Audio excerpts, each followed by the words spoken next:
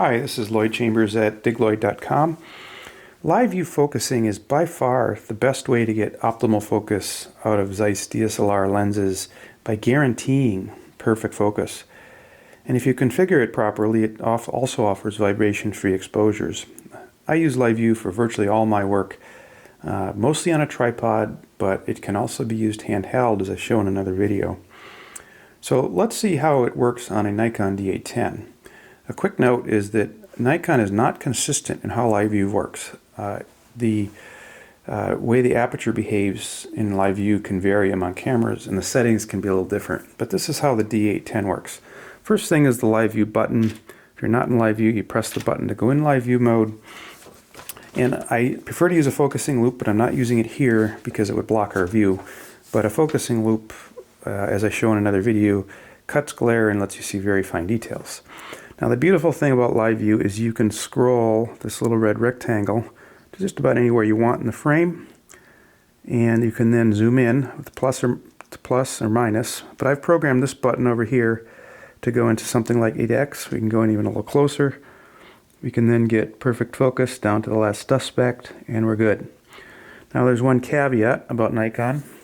Notice that the camera is set to f4, which means it has actually stopped the aperture down to f4 for my focusing, and that's actually not what I wanted. I wanted to focus at f1.4. So let me do that again. Let's go back to the eyes perhaps, because that's really what I want.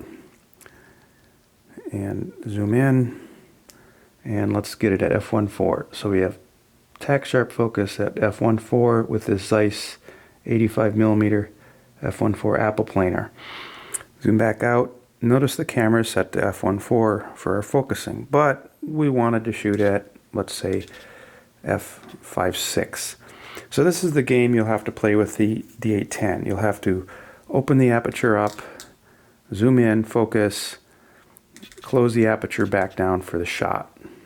Now this sounds kind of bad, but it does give you complete control over which aperture you're focusing at. So there's never a need to hold down a depth of field preview button. It's actually very quick if you work with it, and it's the way I work in the field. Alright, so to take the picture, you'll want to be in M-up mode on the top dial, which is the only mode that will give you the electronic first curtain shutter. You press the button once, the shutter release button once, the screen goes blank, you press it again. Now there was a 2-second delay there, which is exposure delay mode, and you'll want to use that so you don't disturb the camera in making the picture. And that's covered in my configuration video. So that's pretty much it. And just to show that the camera does indeed stop the lens down, observe the background material, and if I open that lens up to f1.4, you can see it go blurry. Here's f2, 2.8, 4, 5, 6, 8, 11. You can see the camera is stopping the lens down to whatever aperture I set it. Now another plus to that is that you can scroll around the, maybe you zoom out a little bit, and you can scroll around your scene and take a look at detail. You might want to adjust focus by looking at it. So maybe you want to see, well, gee, at f8, how does it look, or f5.6 versus, say, wide open. So that operational behavior can actually be very useful. But note that in other Nikon models, it does not work that way. The camera instead does not stop down. So you need to know your camera. Other than that, very straightforward.